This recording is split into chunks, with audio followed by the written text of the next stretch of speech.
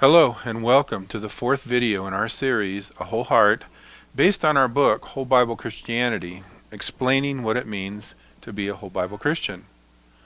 I'm Bruce Bertram. In the previous video, we looked at commandment math and found out that all the laws really fit into one, just like they did in the garden. Now I want to talk about living with God as our center. The Bible teaches that all of God's Word is for everyone. For one thing, everyone who wanted to live in Israel was supposed to be treated the same as the natives.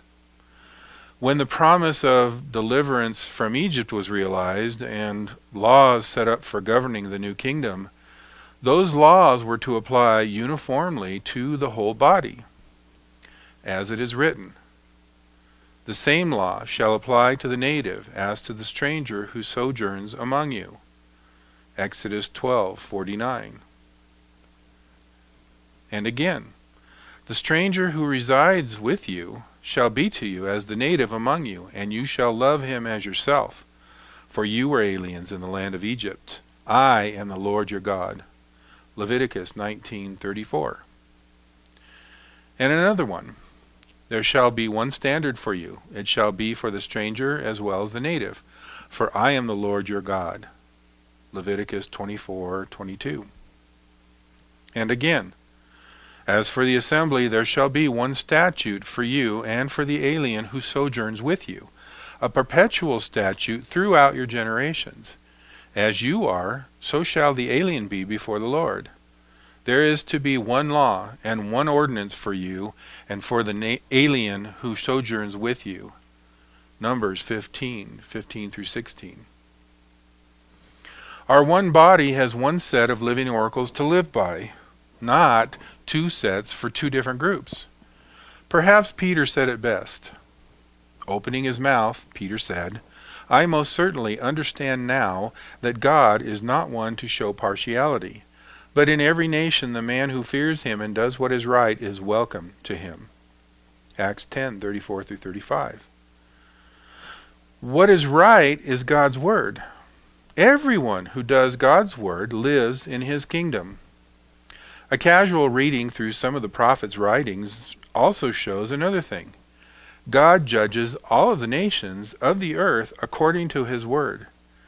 It is obvious he is in command and control, and all people are accountable to him. Even those nations who were used by him to chastise Israel and other countries, such as Babylon, were in turn chastised because of their motivations and overenthusiasm.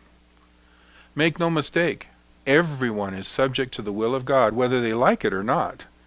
Everyone will be judged accordingly. The new covenant is a merging of grace and law in a heart of flesh. Israel received the law along with the presence of God. Grace and law live together in the wilderness just as they live in the heart of the believer. We wander through a figurative desert too. The law is God's grace in action. Note that the tablets were under the mercy seat in Exodus 40:20. Like Israel, we are learning to live with God as our center. God did not have to give Israel instructions on how to prepare for him to take up residence, as he did when beginning to inhabit the tabernacle. He could have just erased everything and started over. Instead, he reinstructs his people in loving and holy living acceptable to him. When the law is written on the heart, it is also a gracious act. Following a few rules is not the point. The point is to learn to live with him as our center. As it is written, "For of his fullness we have all received in grace upon grace. For the law was given through Moses, grace and truth were realized through Jesus Christ." John 1:16 through 17. Verse 17 is not saying that the law stopped and grace started. It's not saying that law doesn't have grace or that Jesus doesn't have the law. John says we have all received from the fullness of Jesus grace, the law, upon grace, the Incarnation. Through Moses, Jesus, from his fullness and grace, gave the law. Grace and truth were also realized, or literally came to be, were born in the Incarnation. My paraphrase for the verse, "For of Jesus' fullness we have all received."